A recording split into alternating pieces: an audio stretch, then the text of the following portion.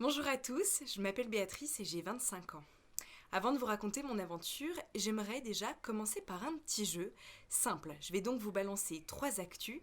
Parmi ces actus, une est vraie et 2 sont fausses. À vous de me dire laquelle est la vraie. C'est parti. Première actu. L'application Stop Covid s'installe automatiquement sur vos smartphones. La deuxième, l'intelligence artificielle de Facebook prédit l'épidémie de Covid 2019 en se basant sur les algorithmes des fake news.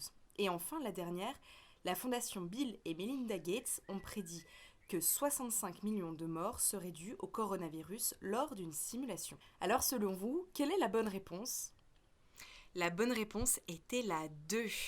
Ça vous surprend? Eh bien, dites-vous que 95% des gens à qui j'ai posé la question sont tombés dans le panneau. Encore un dernier chiffre, selon une enquête réalisée par l'université de Cambridge, 21% des Anglais sont persuadés que la 5G est à l'origine du coronavirus.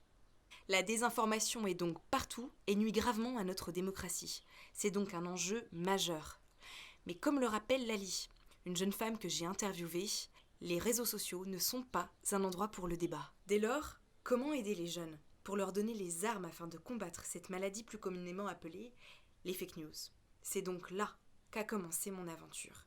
L'objectif, rencontrer ces jeunes, discuter avec eux, leur parler, débattre, en vrai, simuler des situations, jouer à des jeux, les faire se confronter aux fake news. La solution? Le European Van Tour of Fake News. Un van qu'on installerait au centre des places des villes et des villages. On donnerait rendez-vous aux jeunes de toute l'Europe. Le but, c'est de leur donner les clés afin d'analyser et de contrer les fake news. De tout ça, on en ferait un documentaire. Chaque épisode égale un thème différent, égale une destination.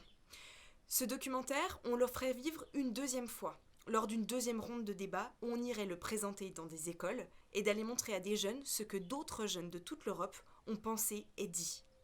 Le but de tout ça, c'est donc la rencontre, la proximité, échanger et libérer la parole. Avec nous, des chercheurs en fake news, des associations belges, françaises et européennes. Pour commencer, nous sommes en train de collecter des jeux faits par des professionnels autour des fake news. Le but, c'est d'aller les tester à partir même de cet été. Première étape, destination et Vesoul.